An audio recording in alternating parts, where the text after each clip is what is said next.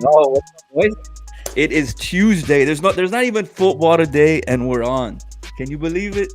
It's the And wire. there's three of us. It's the Wire Show, baby. If you play fantasy football, Tuesdays are crucial. So We're here to save you. new show, new day, new way, new pay, new lay. The Wire. It's the waiver wire. It's Tuesday, baby. You know what happens after tonight, or is it after tomorrow? After tomorrow at midnight, right? That's it. That's tonight at midnight. Tonight at midnight. Oh, You got to get your bids in. Yeah, Tuesday is one of the most important days in fantasy football. So when everybody gets their bids, if you're playing in auction leagues where you put your bid in for a free agent, or if you're just in a simple league where it's based on your record or whatever, tonight's the night you put in your bid. If you're a Nick Chubb owner, I know we were watching Monday Night Football last night. You're going to be paying attention to the waiver wire this week. Last week, there were some guys that popped up out of the waiver wire and won you some games this week. Puka Nacua was one of them. Kyron Williams for the Rams, both studs that were picked up on the waiver wire last week. They weren't already rostered. And we're here to talk about some more guys that can probably help your team this week. Ben, how active are you on the waiver wire all year? Are you constantly monitoring it? I try not to be a waiver wire whore, like I say, but last week I did spend 50% of my fab, $100 for the season. I threw down 50 on Puka Nacua. Ended up getting him and not even starting him, baby. Only Ben Diaz would do shit like that. But I'm kind of glad that I spent on him, Roland. I think early on, if you find one of those guys and you spend, and he's one of those guys that you're starting all season, which it seems like Puka's going to be, which, we're going to be talking about a guy later today who's going to be in that similar type of role at a different position. But yeah, I did spend up week 1 for Puka Nacua. Exactly, and I'm glad you mentioned that. Early on in the season is when you got to strike. That's when these players present themselves. I know there's injuries that happen. There's one that happened last night, but it's better to strike, get the guy that can help your team early on. That way you can stack up the wins early on, and so you're not so reliant on the waiver wire throughout the season. Ron, what's your philosophy when it comes to fab? Are you spending a lot of money right off the bat, or are you kind of trying to save it throughout the season? What's your overall philosophy, real quick, before we get into it? It's that I never spend money because I never have to because I draft so damn good. I'm one of the guys that deflecting. I mean, I'll get a waiver guy here and there throughout the year, make it fun, but it's got to be like super obvious waiver, So I'm always like in other leagues where you don't have to pay, it just goes by ranking. I'm always the guy at number 1 all the time because I never waste it, so I always have the first option. And in leagues where it goes like that is pretty crucial. I have some buddies also who might make a pickup or two all year, and they're kind of just chilling at the top until, some big name guy goes down. Situations like today, like tonight, it's going to be a bidding war for a certain player. You got decisions to make, and we're here to help you make them and sift through it. We'll probably be talking about some of our own decisions that we have to make, but that's why we're all here. So let's get into it. The first one on the board. Let me switch over. Let me run down the 7 real quick that we have up here really quick. So we have Rashid Shaheed. We have Laporta, which is the tight end from the Lions, correct? Tutu Atwell up there flexing. Obviously, the most important one, main one, Jerome Ford.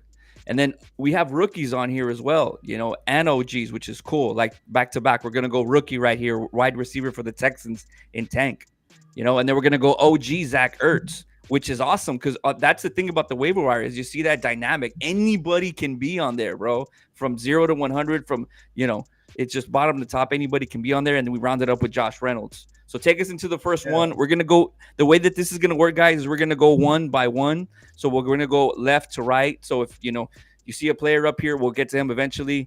So we're going to go right here down one by one, each of these 7 players. Somebody scan the QR code. That's awesome, man. We appreciate that. WTBS.store. I'm wearing the hat. And join in. Put it on the chat. Who do you think is your waiver wire? Somebody that you like that is not on here. But I'll let the guys take it from here.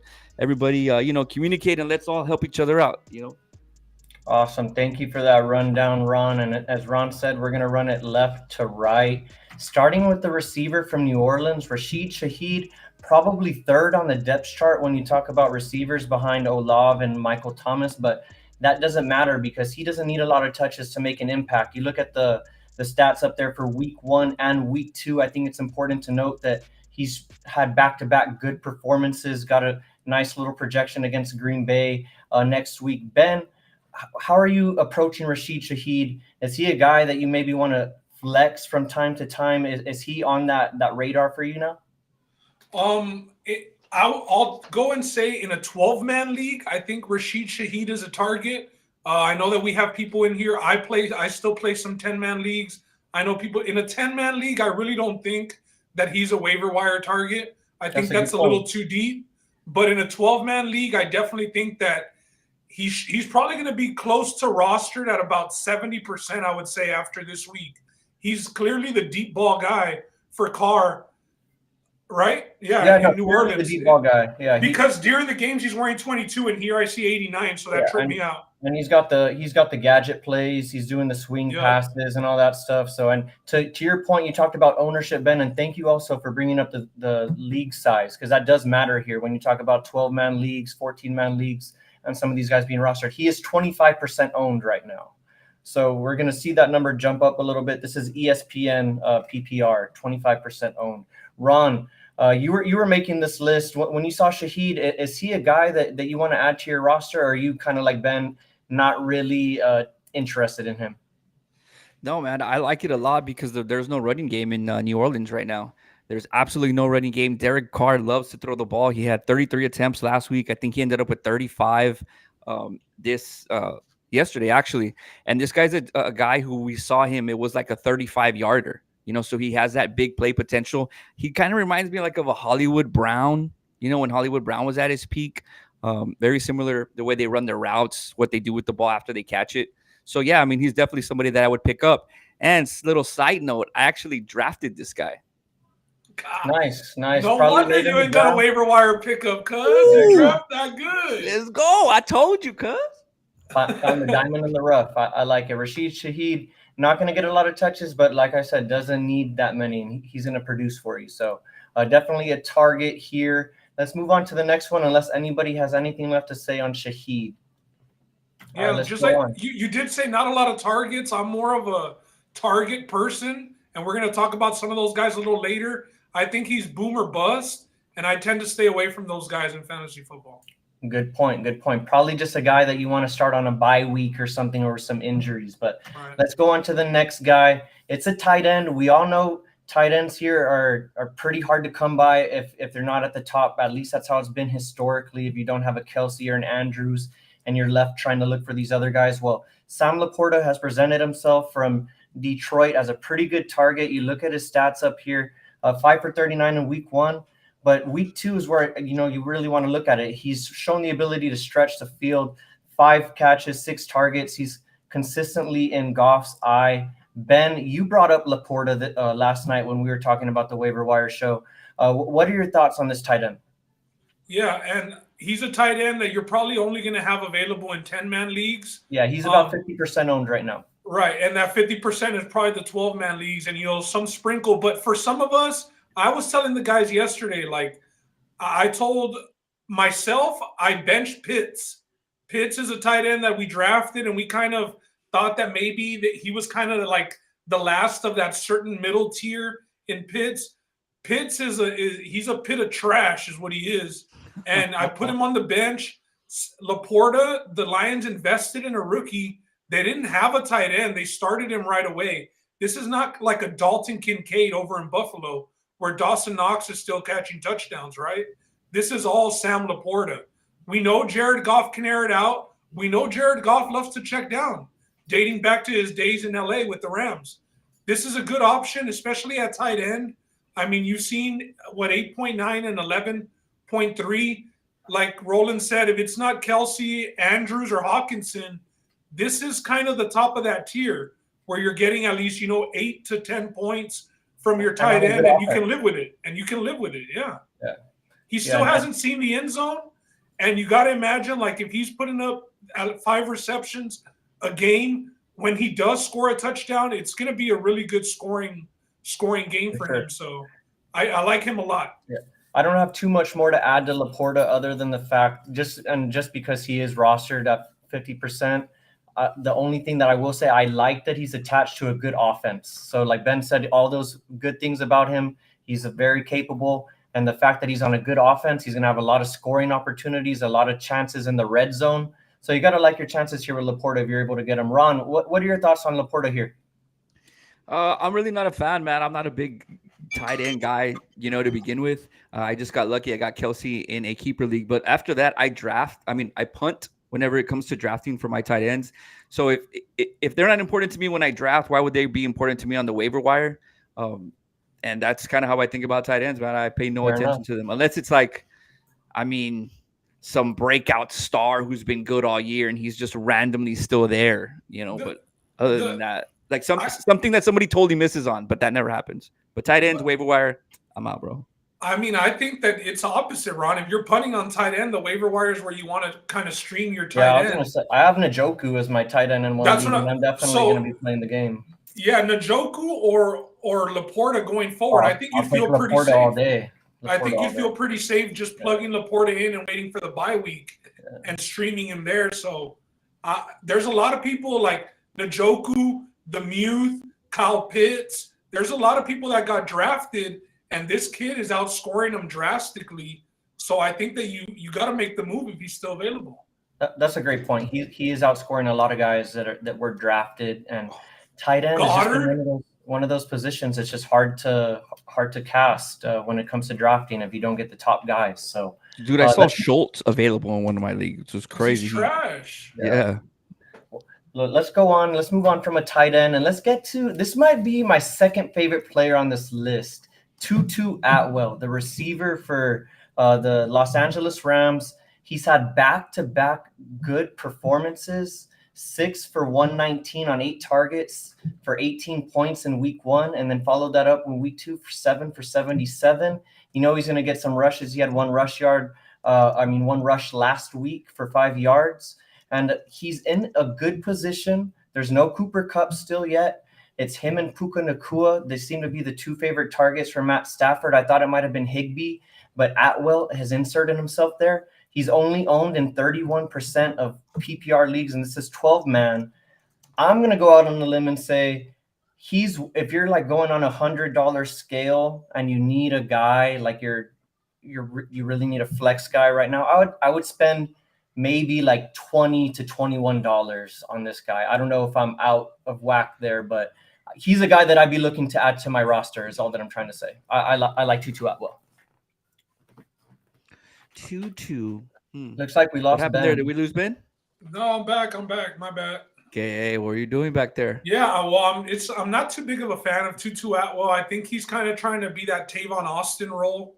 I think that's he's kind of that gadget guy. I mean, he has gotten a lot of receptions. I'll give him that. He's a really small receiver. Yeah. And I saw a tweet going around about Matthew Stafford being like a wide receiver kingmaker. I don't know if it was you that sent it or mentioned it, but I saw it going around Twitter as well. Like all the receivers dating back to Kenny Golladay and all those guys in Detroit. So, I mean, in a McVay offense, this guy probably is going to find his part. You know what I mean? I'm on the Puka train. I'm going to stick to the Puka train, so I don't have much interest in Tutu. Well, you got to look at it like if you didn't have him, you can't just go ahead, Ron. What are your thoughts? I feel you. Yeah. No, I was listening to you guys, but I'm looking at the stats and 8 targets and 9 targets. That's almost double-digit targets back to back. But let's not forget, Cooper Kupp is supposed to come back in week 5. So you add Cooper Kupp to that wide receiving room. Along with this breakout star, that came out in Paku or whatever the hell his name is, and then that other dude is balling. Was it Sterling or some other receiver for the Rams? I can't remember his name, but he was balling out also. So Tutu Atwell is looking good now, but once you add Cooper Kupp, he good for maybe a week, and then you went and you wasted your waiver wire pick on him, wasted some money. So I'm kind of on Atwell train. Yeah, for me, the worst that it can get for Atwell when Cooper Kupp comes back is he falls to 3. because I think he's already inserted himself as number 2 behind Puka Nacua. He's already getting more targets than the other guys. I mean, 8 and 9 targets. So I like Atwell if the offense stays good, Matt Stafford stays healthy. There's a lot of things that this is contingent on, because the Rams, I mean, again, we weren't expecting much out of the Rams this year. I didn't predict myself sitting here talking about Tutu Atwell, but he's had back-to-back good games. So I got to give him his due when it comes to, his production on the field. And I'm going to try and add him this week. So I would say at the very least add him so you could have a really interesting fantasy football team name, because, just off the strength of his name, bro, add him to the roster. No, but I see where Roland's coming from. Personally, like I said, I really don't like those big play receivers, and I know that he's getting the receptions 7 and 6, but to me, he's still more of that big play receiver. A small sample size right now. I'm just, really not in on the Tutu Atwell train. Well, let's get to it. The next guy on the list, I have a feeling we're all going to be in on this guy. It's Jerome Ford. Unfortunately, we're all sitting here today talking about him because his starting running back, Nick Chubb, severe injury last night. We all saw it. Speedy recovery to him. But in comes Jerome Ford and didn't skip a beat. You see his stats here. 16 carries, 106 yards, 3 catches for 25 yards. And he scored a touchdown. And that touchdown was quite the run. If you guys saw it, ended up with 24 points. He's only rostered in about 9% of leagues, although some of the leagues that I'm in already have him rostered for whatever reason. But projected next week at 14 points pretty much against Tennessee. You've heard the Browns might be talking to some running backs like Kareem Hunt, who they've had in there before. So, Ben, I'm going to throw it to you. When we're talking about Fab, you said you unloaded on Puka. If you're sitting here, you're super running back desperate. You're even might be a Nick Chubb owner who doesn't have him. Are you unloading the clip on him, or are you a little scared of this Kareem Hunt noise? Kareem Hunt and Cam Akers as well has been another name talked about. I'm not too scared. Stefanski came out and said Ford is going to be their running back. The plan is Ford to be their running back going forward. That came out maybe 2-3 hours ago. And you saw he has that big playability. I mean, he got the juice. He's got the juice. Watson threw him a pretty decent block on Minka to kind of give him the edge, but he has the juice. And the Browns are known for having running backs, bro. I mean, remember they got a good O-line too. Remember when Chubb was out and they had that Deontay Johnson guy going off and being serviceable? Yeah. Just off the system, the O-line, the way that they play football, they're not going to all of a sudden be a shotgun team and just have Deshaun airing it out. That's a conversation for another day. Watson, after the whole incident, complete different guy than he was with Houston, right? But this team runs the ball. That's the game plan. They play off of the run. I mean, this guy has the juice. I think you do unload the clip. I know people personally, several people that are Chubb and Barkley owners. So they're out of, their first and second round pick. Just say his name, Wayne. Just for a couple weeks. No, it's multiple people. But even with guys like Eckler, right now, this is where you make your money right here. You know what I mean? These guys do get injured, but this is one where just based off the way the offense runs, you gotta go all in for this guy. Yeah, I think it's a clear-cut decision to make just because the starter's out. He's out for the rest of the season. Like, Jerome Ford is now the number 1 guy. It doesn't get much more clear than that. I don't know if another opportunity will present itself like that throughout the season. So I agree with Ben. I think you got to unload the clip. Ron, are you unloading the clip here? You've been conservative. You haven't been wanting to spend on these guys. Are you unloading the clip on Jerome Ford tonight? Yeah, definitely. You see, this is one of the picks where you wait. I mean, it's only week 3. But if you go and you pick somebody week 1 and week 2 and you waste that, then this guy is not going to be there for you. So this is somebody that you definitely want to get for all the reasons that you guys explained. Look at his stats, man. 16 on 106, 3 receptions and a TD, 24 points. And that was with Chubb playing at least, the first quarter? Maybe? At least. Yeah, he had 10 carries for 64 yards. Yeah, so that's with Chubb, taking away a lot of that action. Granted, he had, an 80-yard run, so that he didn't take a lot of the action run. This guy played 3 quarters. Relax. I know, I understand, but 24 points and look at those numbers there.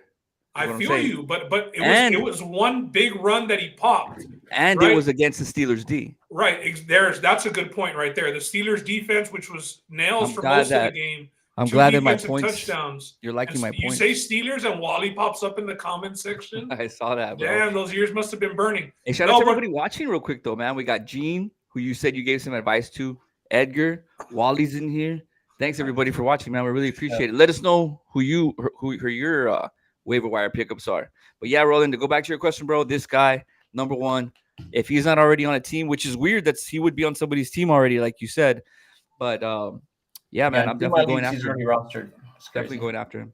Must be some fucking. That's crazy, bro. Yeah. All right. Well, let's move on. If you have a chance to get Jerome Ford, he's only rostered in 9% of leagues, so there's a chance that. Oh, real quick.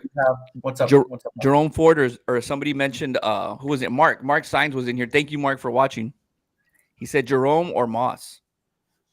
Ooh, that's a good question, and we don't have Zach Moss here, but I would go Jerome Ford. I think he has a better offensive line. The Browns have one of the best offensive lines in the NFL, and like Ben said, that's their MO. That's what they do every game. They just go and trying to pound it. Ford or Moss. And the Colts have Taylor coming back after week 4. I mean, that is the plan. So Moss had a really good game. If he's out there in your league because people are sleeping, that's still a guy pick up if you don't get Ford. But Ford is definitely option number 1. All right, cool. All right, let's move on. This is another guy that I want to talk about. Tank Dell, wide receiver for the Texans. He's probably the lowest name, Roland. What a name, Roland. And one of the best names that's come out. And if you have him on your team, that like Ben said with Tutu, it's a good fantasy name. But Tank Dell here, hometown kid, Houston Cougar. Now he's with the Texans. Slot guy, super productive in college. Has come out onto the scene week 2 versus Indy, 7 for 72 yards, 10 targets, and a touchdown, 20 points. And as I was saying, he's the lowest owned out of everybody here. He's only 3% owned. Got a matchup against the Jags. I will say Indy, not the best secondary or defense, so probably a little something to do with that. But I will say he's on a bad team. They're going to be throwing the ball a lot. CJ Stroud just threw the ball for almost 400 yards, although it wasn't pretty. There's going to be a lot of garbage time stuff where you're going to want to, hold your nose while you're watching this and watch them get to your points. But I will say, much like Tutu, I think he's a guy you can plug in if you need him on a bye week. Ben, if you can get Tank Dell, like I said, only 3% owned, are you trying to sneak him on your team? Yes, I want Tank Dell. Love Tank Dell in college. Love the story. And I think that he has a connection already, with the quarterback. Both rookies, so that's the way you like to start it off, right? You come into the league together, you go through those growing pains together, and you get that chemistry. So I do like it. That negative game script, like you mentioned, going to be throwing the crap out of the ball, a lot of the second halves. He's going to be a good option. He's in the slot, and especially in full point PPR leagues, I'll say that's where he'll be a monster. I'm still old school. I play half point, but in a full point PPR, I mean, he's going to get you halfway to 10 just off receptions alone more often than not, I think. Let me ask you a question, because we don't have a drop section tonight, but, as we're picking guys up, you inevitably have to drop somebody off your bench. Are you dropping, if he's rostered, I'm just saying because it's personally, he's on my bench right now, for an example, would you drop a guy like Rashad Bateman or like Odell Beckham to pick up Tank Dell? Yeah. Oh, yeah. Yeah. OBJ, I mean, I know it's only 2 weeks, but I'm doing that for sure. I'm dropping those types of guys. Yes, I am. Even like the rookie wide receiver for the Chargers that got drafted and is rostered on a lot of teams. Are you dropping him? Quentin something. Yeah, I'll drop him for Tank Dell for sure. Yeah, I will. Would you drop Zay Flowers? No, come on, Ron. No, Zay Flowers, he's him. Gene, good question. Is Njoku a drop? I say yes. We talked about 2 other tight ends that we have here on the list, Laporta and Ertz. If you can get one of those guys or some other guys like Musgrave from the Packers might be a good option. But yeah, I would drop him. Ron, what are your thoughts on Tank Dell? Do you like the negative game script? I'm gonna be so 100 right now that it's gonna be ridiculous. I don't know who the hell this guy is. The first time I heard of Tank Dell is when you guys put it in the text today, like, hey, I want to add this guy to the list of waiver wire pickups. Be completely honest. I'm so busy at the top with my great players and my great lineups that these guys mean nothing to me. But now they do because you guys are bringing them up. So I'll make a little note of that. Shout out Tank Dell, man. Yeah, I like Tank Dell. If you can get him, drop somebody on your bench that hasn't been productive.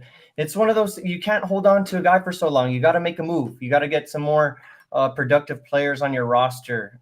You can't just have guys wasting away on your Jamar bench. Chase. Get rid of Jamar Chase. Get Tank Dell. All right, let's go on to the next guy.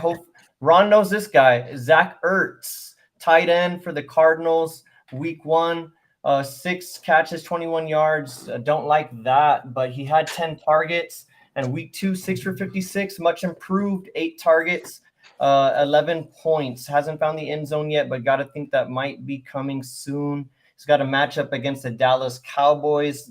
Not the best matchup going into week 3, but he's on here because he's been productive. Negative game script, much like the guy that we just talked about. He's on the tank for Caleb Williams train with the rest of the Arizona Cardinals. Or he might get traded. Maybe he's trying to put some film on for some teams to trade for him. Ben, this was another one of your picks. What do you like about Zach Ertz? Yeah, I just, like we said, in tight end, I mean, Zach Ertz is maybe a guy that got drafted late. I know he had an injury designation coming into the season, so he was a free agent in a lot of leagues, but that 8-point to 11-point range, like we said, if you don't have those big stars, Edgar said Njoku, big disappointment. Kyle Pitts, big disappointment. I mean, the Juwan Johnson for the Saints, big disappointment so far. Like, I get it that, the Cardinals aren't going to score a lot of points, but tight ends in general, unless you have those guys, are not going to score a lot of points. So if he can get you 5-6 catches and be that check down guy, because he doesn't have much yak now at his old ass age.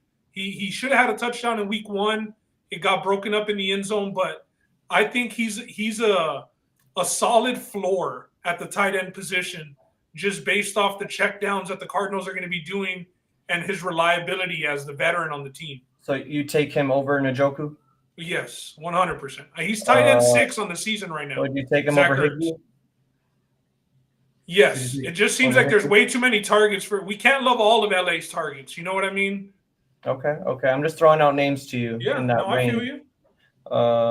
Logan Thomas, another guy that's injured now but was doing decent. If you're a Logan Thomas owner, maybe. I know that there's not many, but Zach Ertz is a guy that you can plug in for these tight ends. That Gerald Everett from the Chargers, hasn't been the greatest. Like, this is a solid plug-in with a very low floor. Would you? I mean, a very high floor. Over Muth? You think he's there with Muth? Bro, I was up 4 points in a fantasy football game, and the guy had Muth last night. 1 catch for 2 yards.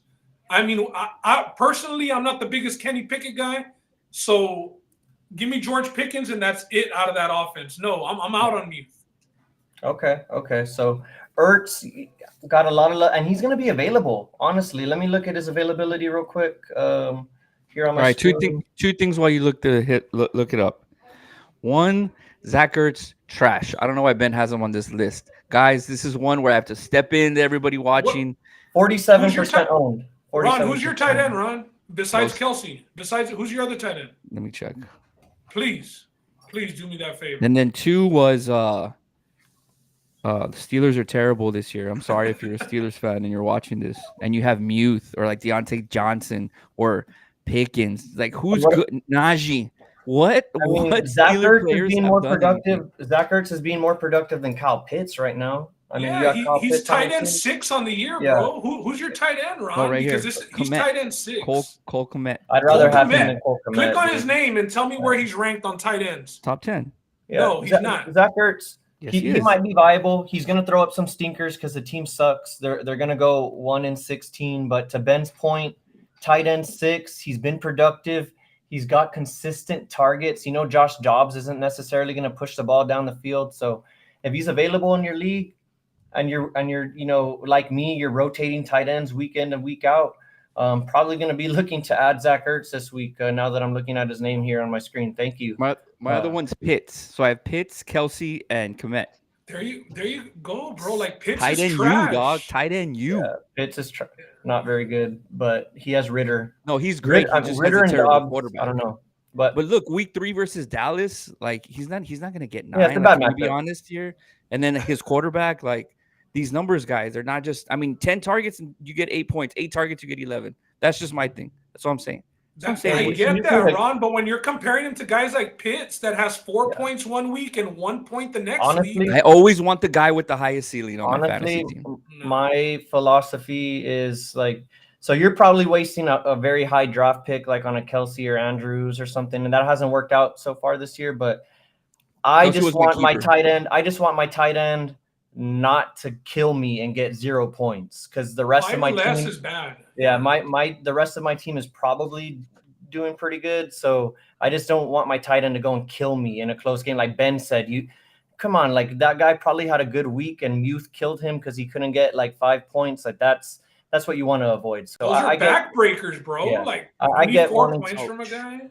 Yeah, so Ben's calling him for a safe floor the rest of the year. I'll go on that side with him. He's the other Diaz brother. But he's going to have some stinkers. That's what Ben said. Let's go to the next guy. Bro. Let's go to the next guy. This is the last guy on the list, unless I'm missing someone. But he is the second least owned, right in front of Tank Dell. Tank was at 3.7. I think this guy's right at 5%. It's none other than Josh Reynolds. He's been around. He followed Jared Goff from LA over to Detroit. He finds himself as a number 2 receiver currently behind Amon-Ra St. Brown in that explosive offense over there in Detroit. First week, 4 for 80 on 7 targets, 12 points of PPR.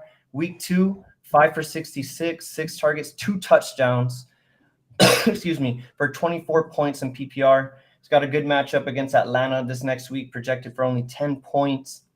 My question to you guys is, do you see Josh Reynolds as being an effective fantasy player the rest of the year? I don't really know if you want to pick him up or not, but are you looking to see his production the rest of the year or not?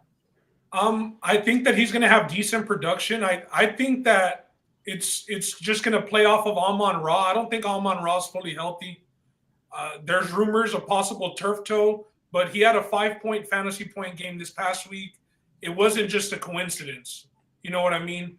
I think that he's going to get a lot more looks, Josh Reynolds, and he got those 2 touchdowns.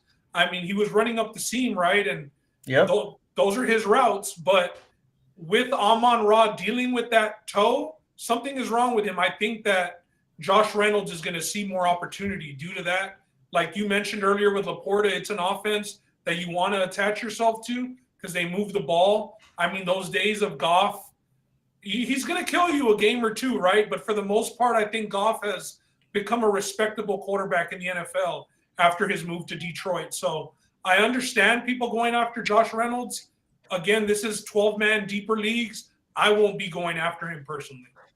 Yeah, a 12-man deeper league, I might want to add him to my roster if I need some receiver help. Like we're talking about dropping guys. Like if you can add him cheaply and you can drop a guy like I mentioned earlier, and sorry for only referring back to him, but like a guy like Bateman, somebody like Quentin Johnson who hasn't performed yet, you should put in a guy like Josh Reynolds. You should put in a waiver wire bid for this guy, see if you can add him. Because like Ben said, he's part of a good offense. You want to be attached to that, and he has good rapport with Jared Goff. We didn't mention Montgomery. He's hurt, so you got to think they're going to pass it a little bit more. Maybe use Gibbs more as a runner, so Reynolds is going to be there. Ron, what are your thoughts on Josh Reynolds?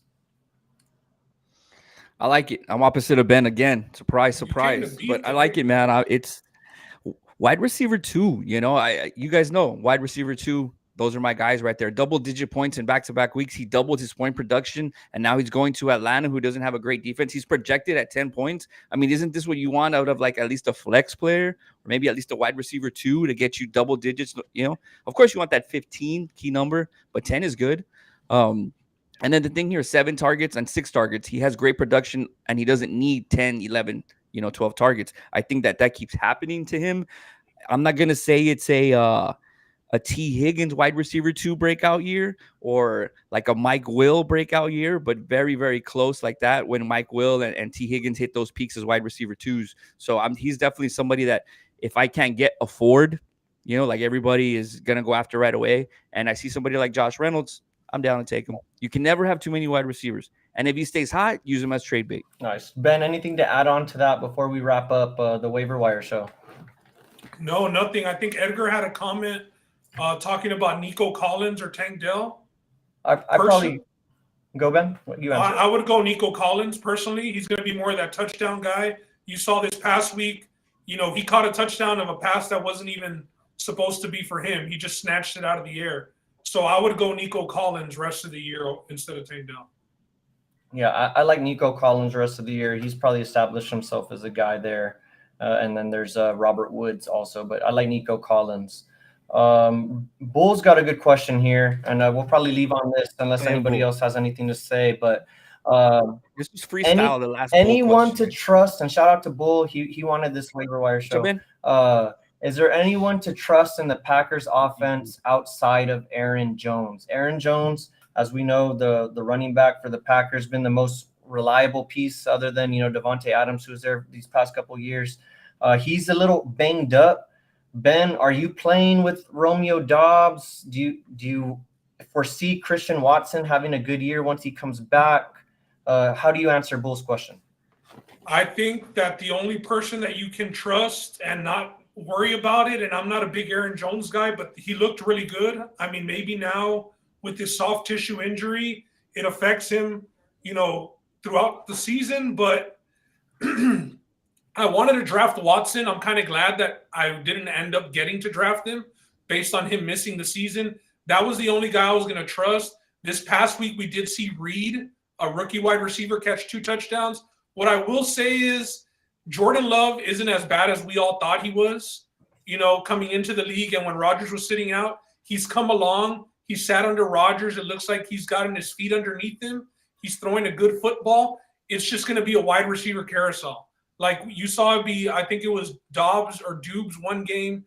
Then it was Reed the next game. Watson will probably come back and have his game.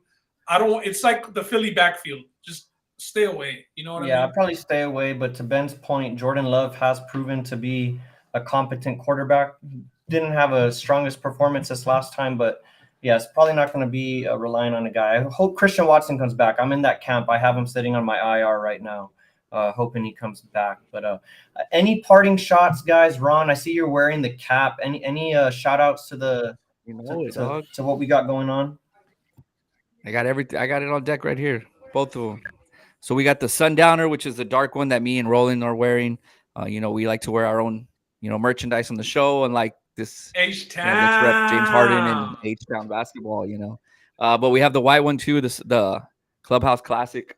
And yeah, man, I mean the barcode's up there, WTBS.store. We have a couple shirts from the original drop.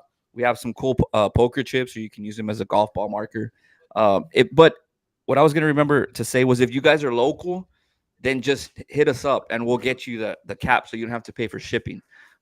Shipping, obviously, we've shipped to San Antonio, Dallas. I think we shipped to Nevada. Yeah, Ryan. Shout out to everybody. Yeah. So, but if you're local and we see you, then just tell us and we'll give it to you, and we can just exchange it on our Cash App or on our Venmo. So you guys won't have to pay the shipping and wait for it and all that. Number 2, before we leave, is a survivor pick. It's still going on. We lost another 9 picks, boys. So we're down to 25 or 26. Okay. Ben still has 2. I still have 1. You still have 1. So I think 26 is the number for a $700 pot. There we go. And the way that people are dropping like flies, man, we might be done by week 7 or week 8. Let's at least make it to Thanksgiving or something, and maybe we can make it to Christmas. Yeah, we messed up and got a little too cute last year at the beginning of the year, and it almost happened with the Giants. I mean, if the Cardinals weren't tanking, that Giants pick is in flames like the Saints were last year early on. I remember they're the ones that got us kicked out. The only other thing that I got is tomorrow, Justin will be doing the college football show. So a new updated top 10 will be dropping tomorrow. I believe we're going to be doing it at 5:30, the college football pod tomorrow. and we got a good slate of games. So excited to see that. And thanks to everybody that joined us tonight on this Tuesday night. It was the Wire special edition episode for you guys. Hope to do this weekly, and got you guys on tap Wednesday, and hopefully see you guys on Sunday for the Sunday preview show. See y'all later. Peace.